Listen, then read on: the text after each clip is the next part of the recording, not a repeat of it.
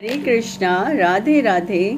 कैसे हैं आप सब लोग? मुझे उम्मीद है आप सभी लोग बहुत अच्छे होंगे, खुश होंगे और अपनी अपनी लाइफ में बहुत ही अच्छे से एंजॉय कर रहे होंगे। और हमारे बिहारी जी की कृपा, हमारे राधे कृष्णा जी की कृपा आप सभी पर खूब जम जम कर बरस रही होगी, खूब भर भर कर बरस रही होगी। ठीक है, वीडियो को एंड तक ज़रूर देखिएगा, वीडियो को लाइक शेयर एंड सब्सक्राइब ज़रूर से कीजिएगा। Let's continue, stay connected.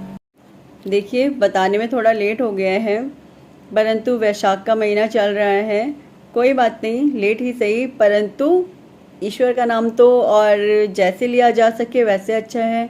वैशाख मास में आप सुबह स्नान करेंगे यदि सूर्य उदय होने से पहले पहले, तो विश्वास कीजिए आप पापों से मुक्त होंगे। ठीक है, तो जितना ज़्यादा से ज़्यादा हो सके वैशाख मास में सुबह, बिल्कुल सुबह सुबह उठ करके 4 बजे उठें या 4:30 बजे उठें, परंतु 5:15 5:30 बजे से पहले पहले स्नान कर लें।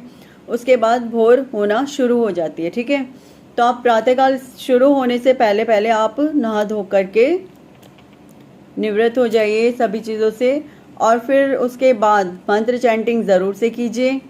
यदि 2 माला करते हैं तो 3 कीजिए, क्योंकि 1 बढ़ा दीजिए। ठीक है ना, यदि 3 करते हैं तो 4 कीजिए, 1 बढ़ा दीजिए। और ध्यान आदि करते हैं तो वो भी बहुत अच्छी बात है। और वैशाख महात्म्य ज़रूर से सुनिए। वैशाख महात्म्य सुनने से आपको बहुत ही ज़्यादा फल मिलेगा। देखिए, होता क्या है कि वैशाख मास ना आपके जो पिछले जन्मों तक के जो बुरे कर्म आपने किए हैं उन सभी को खत्म कर देता है। एकादशी का व्रत और वैशाख मास, कार्तिक मास, माघ माह, इन सभी में स्नान सुबह सुबह प्रातःकाल उठ करके करने से हमारे जन्मों जन्मों के पाप खत्म होते हैं, नष्ट होते हैं। ठीक है, और ये वैशाख मास ये बहुत ही ज़्यादा पुण्यदायी महीना है, बहुत ही ज़्यादा पुण्यकारी महीना है। प्लीज़ माना थोड़ा 2-4 दिन लेट हो गया है, बट इट्स ओके, कोई फ़र्क नहीं पड़ता है 2-4 दिन लेट होने से। वैशाख का महीना ऐसा है कि आपने अगर एक दिन भी ढंग से सच्चे मन से कुछ भगवान के लिए किया है तो भगवान उसमें भी प्रसन्न होते हैं। कलयुग की यही विशेषता है। ठीक है, ठीक है, से बोलिए आप सभी मेरे साथ राधे राधे, प्रेम से बोलिए राधे राधे। ठीक है, वीडियो को शुरू करते हैं। आज मैं एक वीडियो आपको दिखाती हूँ। प्लीज़ आप वो वीडियो ज़रा ध्यान से देखिएगा कि इस वीडियो में क्या कहना चाह रहा है कोई भी। ठीक है, क्योंकि वॉइस तो अलाउड है नहीं, वो मैं आपको खुद से समझाऊंगी, बट आप एक बार ध्यान से देखिएगा वीडियो में कि क्या समझाया जा रहा है वीडियो में और क्या बताना चाहता है कोई भी। ठीक है, तो जब आप वो वीडियो देखेंगे आपको समझ में आएगा कि हम कितने महत्वहीन हैं। ठीक है ना, आप देखिए कि एक छोटे से घर को दिखाया गया, एक छोटे से घर की फिर एक कॉलोनी को दिखाया गया, कॉलोनी के बाद फिर छोटे से एरिया को दिखाया गया, छोटे से एरिया को दिखाने के बाद उस सिटी को दिखाया गया, सिटी को दिखाने के बाद कई सारी सिटीज़, और कई सारी सिटीज़ यानी कई कंट्रीज़, मतलब कई सारी सिटीज़, फिर एक कंट्री, फिर उस एक कंट्री के बाद कई सारी कंट्रीज़, और वो सारी कंट्रीज़ कहाँ पर हैं? केवल एक अर्थ के अंदर हैं। ठीक है, उस अर्थ के चारों ओर कई सारे ग्रह हैं, जैसे कि जुपिटर, मार्स है ना, और सन वगैरह वगैरह। आप सभी जानते हैं इन सभी को, सोलर सिस्टम सभी जानते हैं। जो नहीं भी जानते उनको ये पता है कि कितने सारे ग्रह हैं हमारे आसपास, हमारे अर्थ के आसपास कितने सारे ग्रह हैं। उसके अलावा उपग्रह हैं और कई, इसके अलावा पूरा ब्रह्मांड है। ठीक है, ब्रह्मांड के अलावा ऐसे कई कई ब्रह्मांड हैं जो विष्णु भगवान जी यूं खेल खेल में बुलबुले के समान जब मर्जी फोड़ देते हैं। तो वो बुलबुले, मतलब सॉरी, बुलबुले बोल रही हूँ, कहने का मतलब है वो जो इतने सारे ब्रह्मांड हैं, हम केवल एक ब्रह्मांड के अंतर्गत, हमारी एक छोटी सी पृथ्वी है जिसमें हम एक छोटे से घर के अंदर रहते हैं। ठीक है, और ऐसे ब्रह्मांड जब मर्जी पानी के बुलबुले के समान फूटते और बिखरते रहते हैं। ठीक है, जब मर्जी, कोई मतलब हमारा इतना बड़ा कोई अस्तित्व नहीं है, जब मर्जी हमारे उस अस्तित्व का खात्मा हो जाता है। क्यों हो जाता है? क्योंकि जब प्रलय आती है, प्रलय के समय पे जब मर्जी सारी चीज़ें खत्म हो जाती हैं। राइट, तो हम कितने ज़्यादा महत्वहीन हैं। लाखों करोड़ों ब्रह्मांड हैं, लाखों करोड़ों ब्रह्मांड। हाँ जी, आप सही सुन रहे हैं। मैं यहाँ पर हम सभी के महत्वहीन होने की बात कर रही हूँ। महत्वहीन होने से मतलब ये नहीं है कि हमारा कोई महत्व नहीं है। महत्वहीन होने से मतलब यहाँ पर ये है कि हम जैसे जाने कितने लोग हैं, असंख्य, जिन्हें हम काउंटिंग भी नहीं कर सकते हैं। हाँ, काउंटिंग कर लेते हैं जनगणना में, बट वैसे तो काउंटिंग नहीं कर सकते। इसके अलावा कई और लोग हैं एक ब्रह्मांड के अंतर्गत, और एक ब्रह्मांड नहीं, ऐसे लाखों करोड़ों ब्रह्मांड हैं जिनमें ऐसे कई प्रकार से लोक बने हुए हैं और उनमें लोग रह रहे हैं। ठीक है, और वो ब्रह्मांड जब मर्जी फूट जाते हैं, बिल्कुल पानी के बुलबुले के समान। हाँ जी, बिल्कुल सही सुन रहे हैं आप। ठीक है, हम इतने महत्वहीन हैं और श्री विष्णु भगवान बार बार धरा पर अवतरित होते हैं, बार बार धरा पर अवतार लेते हैं। हमें क्या समझाने के लिए कि मेरे बच्चे, अगर तुम भगवत गीता, भागवत कथा, मेरा नाम जाप करोगे, श्री विष्णु भगवान श्री हरि का नाम जाप करोगे, श्री राधे कृष्णा जी का, श्री बिहारी जी का, श्री राम जी का नाम जाप करोगे, तो आप बहुत जल्द से जल्द इन सारे भव बंधनों से मुक्त होकर के तुम मुझे प्राप्त कर लोगे। यही एक बात वो बार बार समझाने के लिए ना बार बार धरती पे आते हैं, बार बार धरती पे आते हैं। किस लिए? केवल हमारे लिए, है ना। हम जो जिसका कोई अस्तित्व तक नहीं है ठीक से, हम वो हैं जो बिल्कुल ही महत्वहीन हैं, जिसका कोई अस्तित्व नहीं है। और ईश्वर वो हैं जिन्होंने लाखों करोड़ों ब्रह्मांड बनाए हैं, जिन्हें वो जब मर्जी मिटा सकते हैं, जब उनका मन करेगा। हम इतने ज़्यादा महत्वहीन हैं और ईश्वर हमें ये समझाने के लिए हमारी परवाह करते हैं। ईश्वर हमारी कितनी परवाह करते हैं कि जब हम उनको बहुत अच्छे से ध्यान करने लगते हैं, उनका नाम जाप करने लगते हैं, तो वो स्वयं से हमारी रक्षा करते हैं, वो स्वयं से हमारा ध्यान रखते हैं, है ना। और ताकि उनके भक्तों को कोई दिक्कत ना हो, कोई परेशानी ना हो, इसलिए वो बार बार समझाने के लिए क्या करते हैं, धरती पर आते हैं, पृथ्वी पर आते हैं, या अन्य लोकों में भी अवतार लेते हैं, ताकि उनके जो भक्त हैं और इसके अलावा भी जो लोग हैं उनका भला हो सके, उद्धार हो सके। केवल इसलिए वो धरती पर आते हैं, जबकि वो परमेश्वर हैं, परमेश्वर हैं, जिन्होंने लाखों करोड़ों ब्रह्मांड बनाए हैं। जिन लाखों करोड़ों ब्रह्मांड में इसी प्रकार से कई लोक हैं, हर ब्रह्मांड के अंदर इसी प्रकार से कई लोक हैं, और उन लोकों में लोग रहते हैं। ठीक है, जैसे पृथ्वी पर लोग रह रहे हैं ना, इसी प्रकार से उन लोकों में भी लोग रहते हैं। ठीक है, कोई किसी प्रकार से दिखता होगा, कोई किसी प्रकार से दिखता होगा, जैसे हम यहाँ पर इस प्रकार से दिख रहे हैं, जैसे मानव शरीर में। अन्य लोकों में हो सकता है इसी प्रकार का शरीर हो या इससे अलग भिन्न प्रकार का हो, परंतु होता है। ठीक है, तो हम इतने महत्वहीन हैं कि हमारा कोई भी अस्तित्व नहीं है, लेकिन श्री हरि विष्णु भगवान फिर भी एक हमारे लिए, मेरे लिए अकेले स्पेशल, मैं मेरे लिए बात नहीं कर रही, हमारे लिए मतलब इस सृष्टि के लिए, समस्त ब्रह्मांड के लिए बार बार इस धरती पर आकर के अवतार लेते हैं। किस लिए? कि मेरे जो ये बच्चे हैं ना, ये बहुत ही नासमझ हैं, और मैं इन्हें समझा बुझा करके इनको बताऊंगा कि सही मार्ग क्या है, सत्य मार्ग क्या है, इस मार्ग पर ला सकूं। केवल और केवल वो एक इस प्रयास को बार बार करते हैं, बार बार इस धरती पर आते हैं। हाँ जी, ये टॉपिक मुझे ना अचानक से ही दिमाग में आया कि मुझे इस टॉपिक पर, ऐसे ही मैं इंस्टाग्राम चला रही थी तो मुझे ये टॉपिक दिखा, मुझे वाकई ही बहुत सही लगा कि मुझे इस बात को लोगों के सामने रखना चाहिए। इसी प्रकार से अन्य कई और टॉपिक हैं जो मुझे दिखे, जो मुझे आप लोगों को शेयर करने चाहिए आप लोगों को। जैसे एक और बात जो मैं आप लोगों के साथ यहाँ डिस्कस करना चाहती हूँ, विचार करने हेतु मन की बात। अपनी और अपनों की मृत्यु आप सभी को डरावनी लगती है ना जब हमारी मृत्यु की बात होती है, परंतु चलिए मैं आपको एक छोटी सी ना स्टोरी यहाँ पर शेयर कर रही हूँ, प्लीज़ आप ध्यान से सुनिएगा। बाकी तो मृत्यु का आनंद ही करते हैं, मनुष्य और मौत के स्वाद का लुत्फ भी लेते हैं। हृदय से लिखा है, किंतु थोड़ा सा कड़वा भी ज़रूर लगेगा। प्लीज़ अगर किसी को बुरा लगे तो प्लीज़ मुझे माफ़ कर दीजिएगा। और थोड़ा प्लीज़ सुन कर के उसे फॉलो करने की कोशिश भी कीजिएगा। ध्यान से सुनिएगा प्लीज़, क्योंकि मनुष्य को मौत से प्यार नहीं, मौत तो उसका स्वाद बन गया है। बकरे का, गाय का, भैंस का, ऊंट का, सुअर का, हिरण का, तीतर का, मुर्गे का, हलाल का, बिना हलाल का, ताज़ा बकरे का, भुना हुआ, छोटी बड़ी मछली, हल्की आंच पर सिका हुआ, ना जाने कितने बल्कि अनगिनत स्वाद हैं मौत के, क्योंकि मौत किसी और की और स्वाद हमारा बन जाता है। हाँ जी, मौत तो किसी और की होती है ना, और टेस्ट कौन ले रहे होते हैं? हम सभी लोग, है ना? नहीं भाई, मैं नहीं ले रही होती हूँ, मैं और लोगों की बात कर रही हूँ, ठीक है? तो टेस्ट कौन ले रहे होते हैं? बाकी के जो खाने वाले लोग हैं, नॉनवेज वगैरह। स्वाद से व्यापार बन गई है मौत, और स्वाद से क्या बन गई है? व्यापार बन गई है। मुर्गी पालन, मछली पालन, बकरी पालन, पोल्ट्री फार्म्स, नाम पालन और मकसद हत्या। नाम क्या है? पालन, और मकसद क्या है? हत्या।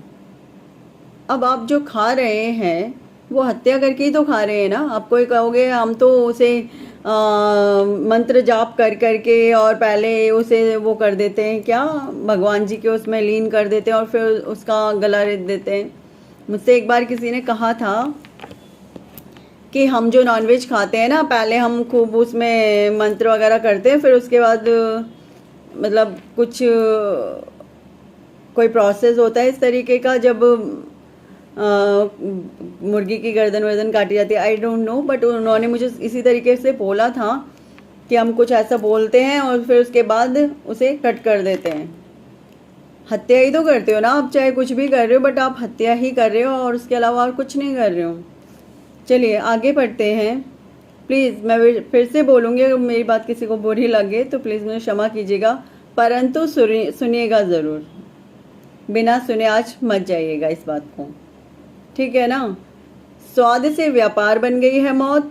मुर्गी पालन, मछली पालन, बकरी पालन, पोल्ट्री फार्म्स, नाम पालन करना है और मकसद हत्या है। स्लॉटर हाउस तक खोल दिए, वो भी ऑफिशियल। गली गली में खुले मांसाहारी भोजनालय, रेस्टोरेंट। मौत का कारोबार नहीं तो और क्या है? मौत से प्यार और उसका कारोबार इसलिए क्योंकि मौत हमारी नहीं हो रही है। हाँ जी, अगर कोई इसी प्रकार से आदमियों के साथ करे, मतलब जो नॉर्मली लोग हैं उनके साथ में करे, तो क्या आपके लिए ये ओके हैं? क्योंकि वो पशु हैं, कुछ बोल नहीं सकते हैं, तो आपके लिए ओके हैं। यदि आपके साथ ही कोई इसी प्रकार से करे तो क्या वो आपके लिए ठीक है? कोई आपको ही और फिर ओके है क्या? सॉरी मैं इस तरीके से बोल रही हूँ, बट मैं जानना चाहती हूँ क्या ओके है? अगर ओके है तो मुझे कमेंट बॉक्स में लिखिएगा, हाँ मैम ओके है, कोई प्रॉब्लम नहीं है। ठीक है, आगे बढ़ते हैं। जो हमारी तरह बोल नहीं सकते, अभिव्यक्त नहीं कर सकते, अपनी सुरक्षा स्वयं करने में असमर्थ हैं, उनकी असहायता को हमने अपना बल कैसे मान लिया? वो तो असहाय ना, पूर्ण रूप से कुछ बोल ही नहीं सकते हैं। वो मुर्गी क्या बोल सकती है? भाग सकती है, वो कितनी दूर भाग लेगी आपसे बच करके? कभी तो आप उसे पकड़ ही लोगे ना। काट दिया। बकरा, बकरी कितना वो भाग सकती है? कभी पकड़े जाएंगे, काट दिए जाएंगे, दैट्स ऑल। पहले उन्हें खूब पाला जाता है, पाल करके काट दिया जाता है। मुर्गी और इसी तरीके से पशु पालन हो रहा है ना। ये पालन करने में नहीं आता है, ये हत्या करने में आता है। क्या आप हत्या के लिए किसी को चारा खिला रहे हो और फिर बाद में जब वो तंदुरुस्त हो जाएगा तो उसे काट दिया जाएगा, राइट? चलिए आगे बढ़ते हैं। जो हमारी तरह बोल नहीं सकते, अभिव्यक्त नहीं कर सकते, अपनी सुरक्षा स्वयं करने में असमर्थ हैं, एक निहत्ते असहाय पशु की आप हत्या करते हो। उनकी असहायता को आपने अपना बल कैसे मान लिया? कैसे मान लिया कि उनमें भावनाएं नहीं होती हैं या उनकी आहें नहीं निकलती हैं? ऑफ कोर्स, एक माँ को यदि उसके, चाहे एक पशु ही क्यों नहीं है, यदि एक माँ को उसके बच्चे से अलग किया जाता है या उसके बच्चे को उसकी माँ से अलग किया जाता है, या फिर एक जो पूरा परिवार है पशु का, उसके पशु के परिवार को जब पशु से अलग किया जाता है तो दर्द होता है, आह निकलती है। वो बात और है, वो बोल नहीं सकते हैं। उनमें इतना सामर्थ्य नहीं दिया भगवान ने कि वो बोल सके, है ना। उनको वो बोलना नहीं आता, ना ही वो बोल सकते हैं, ना ही वो मदद मांग सकते हैं किसी से कि हमारी रक्षा करो। वो किसी को नहीं बोल सकते हैं, वो निहत्थे हैं, असहाय हैं, और आप उनकी हत्या कर देते हैं बड़े आराम से कि हम तो उन्हें भगवान के पास भेज रहे हैं अगले जन्म के लिए। That is not okay. ईश्वर का काम है, वो ईश्वर को ही करने दीजिए ना। भगवान के पास भेजने ना भेजने का काम आपको थोड़े ना दिया ईश्वर ने। चलिए आगे बढ़ते हैं। प्रॉब्लम तो यही है, लोगों ने खुद को भगवान मान लिया आज के समय में। प्रॉब्लम यही आ गई है कि लोग कहते हैं हम ही भगवान हैं। कैसे मान लिया कि उनमें भावनाएं नहीं होती या उनकी आहें नहीं निकलती हैं। खाने की थाली में परोसे गए मांस के साथ हड्डियां नोचते माँ बाप बच्चों को सीख देते हैं, बेटा कभी किसी का दिल नहीं दुखाना, किसी की आहें मत लेना, किसी की आंख में तुम्हारी वजह से आंसू नहीं आने चाहिए। बच्चों में झूठे संस्कार डालते माँ बाप को अपने हाथ में वो मांस और हड्डी दिखाई नहीं देते क्या, जो इससे पहले एक शरीर थे, जिसके अंदर इससे पहले एक आत्मा थी, एक प्राण बसे हुए थे, उसकी भी एक माँ थी जिसे काटा गया होगा, जो कराहा होगा, जो तड़पा होगा, जिसकी आहें निकली होंगी, जो रोया होगा। जब उसने अपनी मौत को अपने सामने देखा होगा तो उसने ईश्वर से कहा होगा कि ईश्वर इन मनुष्यों को कभी भी माफ मत करना, ये पशुओं को काट काट कर खाते हैं। आपने एक माँ की, एक बच्चे की, एक परिवार की पूरी ली आह ली है, उसकी बद्दुआएं ली, और आप कहते हैं हम खुश रहेंगे या हम अपने बच्चों को अच्छी सीख दे रहे हैं। मैं जरा जान सकती हूँ किस प्रकार से? प्लीज मुझे भी बताइएगा कि आप अपने परिवार को क्या सीख दे रहे हैं। प्लीज हमें भी बताइए कमेंट बॉक्स में, हमें भी जानना है इस बात को कि आप किस प्रकार से अपने बच्चों को अच्छी सीख दे रहे हैं। यदि आप अंडा भी खा रहे हैं ना, तो मैं आपको बता दूं, आप उस अंडे में भी जानती, उस अंडे को भी आपने मारा है, हत्या की गई है उसकी। हाँ जी, जो तड़पा होगा, जिसकी आहें निकली होंगी, जिसने बद्दुआएं भी दी होंगी। कैसे मान लिया कि जब जब धरती पर अत्याचार बढ़ेंगे तो श्रीहरि तुम इंसानों की रक्षा के लिए अवतार लेने वाले हैं, सिर्फ तुम इंसानों के लिए इस धरती पर आने वाले हैं जो कि जानवरों को काट काट कर खाते हैं। क्या जानवरों में आत्मा नहीं है? क्या उनमें प्राण नहीं है? क्या वो सजीव नहीं है? क्या उनका परिवार नहीं है? मूक जानवर, उस परमपिता परमेश्वर की क्या वो संतान नहीं है? जो बोल नहीं सकता वो जानवर, क्या उस परमपिता परमेश्वर की क्या वो संतान नहीं है? क्या उस परमपिता परमेश्वर को उनकी रक्षा की चिंता नहीं है कि मेरे पशुओं का भी तो वध किया जा रहा है, वो भी तो आत्मा है, उनको भी तो काटा जा रहा है और धीमी आंच पे भूना जा रहा है, सेका जा रहा है, तला जा रहा है और अपने मुख का अपने वाला बना रहे हैं उसे। मौत अगर दूसरे की हो तो दर्द नहीं आता, नहीं, परंतु मौत यदि आपके ही किसी उसकी हो जाए तब दर्द होगा ना, निकलेगी ना, चीख निकलेगी, आह नहीं चीख निकलेगी। आपको तो आपकी छोटी सी वस्तु ना मिले तो आप चीख पड़ते हैं, आप तो लोगों से उनका परिवार छीन लेते हैं तो आप नहीं चीख रहे होते हैं, तो उनकी चीख नहीं निकल रही होती है, तो उनको दर्द नहीं हो रहा होता है। सोचो आपने कितनी बद्दुआएं ले ली, मांस खा खा करके आपने कितनी बद्दुआएं ले ली। आप जब भी जिसका भी मांस खाते होंगे उसके उस परिवार की आप बद्दुआएं लेते होंगे। हाँ जी, वो बद्दुआएं कहाँ जाके लगती होंगी? जब हमें एक छोटी सी चीज नहीं मिलती हम उसके लिए तड़प उठते हैं, है ना। किसी का परिवार का कोई किसी को छोड़ दे, पति पत्नी को छोड़ दे या फिर प्रेमी प्रेमिका को छोड़ दे, आप तड़प उठते हो कि हमारी ऐसी कौन सी गलती थी ईश्वर जिसका आपने हमें इस प्रकार से सजा दी है। जिसकी गलतियां की हैं आपने, भुगतिए फिर उन गलतियों को, और तैयार रहिएगा हमेशा फिर उन गलतियों को भुगतने के लिए। किसी ना किसी रूप में हमेशा वो आपके सामने आएंगी और आपको चेताएंगी कि गलतियां तो आपने की हैं। जानवर का मांस काट कर खाना, जानवर भी तो, उसमें भी तो आत्मा थी, उसमें भी तो प्राण थे, जिसको आपने काट के खा लिया। क्या उसमें प्राण नहीं थे? जितना महत्वहीन आप उस जानवर को समझते हैं ना, उतने ही महत्वहीन हम भी हैं उतने ही महत्वहीन हैं हम। जितना महत्वहीन आप जानवर को समझते हो। बस ईश्वर ने आपको बोलने का मुंह दे दिया, बोलने के लिए हाथ पैर इस प्रकार से दे दिए कि आप किसी को काट सकते हो तो आप काट के खा लोगे। चलिए आगे बढ़ते हैं। धर्म की आड़ में उस परमपिता परमेश्वर के नाम पर अपने स्वाद के लिए भोग लगाते हो। कभी सोचा क्या परमेश्वर का स्वाद क्या होता है? उनका प्रिय भोजन क्या है? किसे ठग रहे हो? भगवान को? किसको? ईश्वर को ठग रहे हो। मंगलवार को नॉनवेज नहीं खाता मैं, आज शनिवार है इसलिए नहीं खाएंगे। नवरात्रि में तो सवाल ही नहीं उठता, वहां तो छूना भी बेकार है। झूठ पर झूठ, सिर्फ झूठ के दिखावे के सिवाय और कुछ भी नहीं। हमारे बच्चों को अगर कोई ऐसे खाए तो हमें अच्छा लगेगा? कैसा लगेगा? मुझे बोलते में दर्द आ गया, आपको खाते में नहीं आया? मुझे बोलते में दर्द आया, आपको खाते में नहीं आया? ऐसा क्यों? क्या आप में भावनाएं नहीं हैं? क्या आपके बच्चे के साथ या आपके परिवार के साथ कोई ऐसा करे तो आपको अच्छा लगेगा? हमारे बच्चों के साथ अगर ऐसा कोई करे या हमारे परिवार के साथ ऐसा कोई करे तो आपको अच्छा लगेगा क्या? प्लीज मुझे बताइएगा कमेंट बॉक्स में, क्योंकि मैं जानती हूँ नहीं अच्छा लगेगा। कर्म का फल मिलकर रहता है, ये याद रखना। कर्म हमेशा हर रूप में हमारे सामने आता है।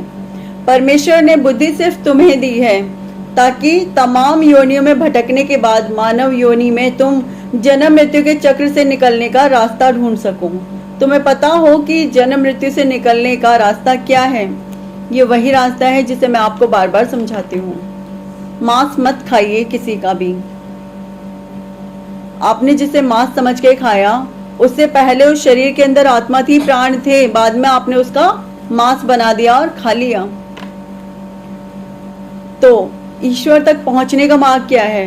एक यही मार्ग है। ईश्वर की भक्ति कीजिए, ईश्वर में ध्यान लगाइए, उनका मंत्र जाप कीजिए, उनके चैंटिंग कीजिए उनके नामों की। यही है उन तक पहुंचने का एक रास्ता। जन्म मृत्यु के चक्कर से निकलने के लिए रास्ता ढूंढिए, बार बार ढूंढिए, आपको मिलेगा। नहीं मिले तो मुझसे पूछिए, मैं आपको सुझाव दे सकती हूँ, कुछ तो बता ही दूंगी, ज्यादा नहीं बता सकी तो क्या। लेकिन तुमने इस मानव योनि को पाते ही स्वयं को भगवान समझ लिया। तुम्हें लगा हम मानव योनि में आए तो भगवान स्वयं हम ही हैं, अब ईश्वर की तो आवश्यकता ही नहीं रह गई। अब वाकई ऐसा हो चुका है। कहीं कहीं पर तो लोग कहते हैं ईश्वर है ही कहाँ, ईश्वर कहाँ है, कौन है ईश्वर? हम किसी ईश्वर को नहीं जानते। देखिए, अगर आपके किसी के भी मन को यदि ठेस लगी हो तो उसके लिए मैं तहे दिल से आपसे माफ़ी मांगती हूँ, क्षमा मांगती हूँ। किंतु सत्य बदल नहीं सकता। मेरे माफ़ी मांगने से या मेरे ना बोलने से सत्य नहीं बदलेगा। सत्य यही है जो मैंने आपको समझाया। प्रकृति के साथ रहिए, प्रकृति से प्यार करिए, प्रकृति के होके रहिए। आपको प्रकृति से दुश्मनी क्यों करनी है? ये तो दुश्मनी करना हुआ प्रकृति से, ना कि प्रकृति के साथ रह करके चलना हुआ। आप जानवरों को खा रहे हैं, भगवान ने हमें वनस्पतियां दी हैं खाने के लिए, आप उसे खाइए। देखिए, यदि मेरी बात मैं फिर से बोलती हूँ किसी को बुरी लगी हो तो उसके लिए मैं तहे दिल से सॉरी भी बोलती हूँ, अपने दिल से क्षमा मांगती हूँ पूरे। परंतु मैंने सत्य बोला है, और यदि सत्य बोलना गलत है तो आप मुझे बताइए। केवल और केवल इंसान को ही बुद्धि दी है ईश्वर ने, और ये बुद्धि आप अगर चाहें तो अपने मोक्ष की प्राप्ति के लिए यूज कर सकते हैं। आप अपना मोक्ष ढूंढिए। कहाँ पे मिलेगा मोक्ष? ईश्वर के चरणों में, ईश्वर के ध्यान में, ईश्वर के मंत्र जाप में आपको मोक्ष प्राप्त होगा। भगवत गीता में, भागवत कथा में आपको मोक्ष प्राप्त होगा। ठीक है, इसी के साथ मैं विराम लेती हूँ, और प्रेम से बोलिए आप सभी मेरे साथ राधे राधे। प्रेम से बोलिए राधे राधे।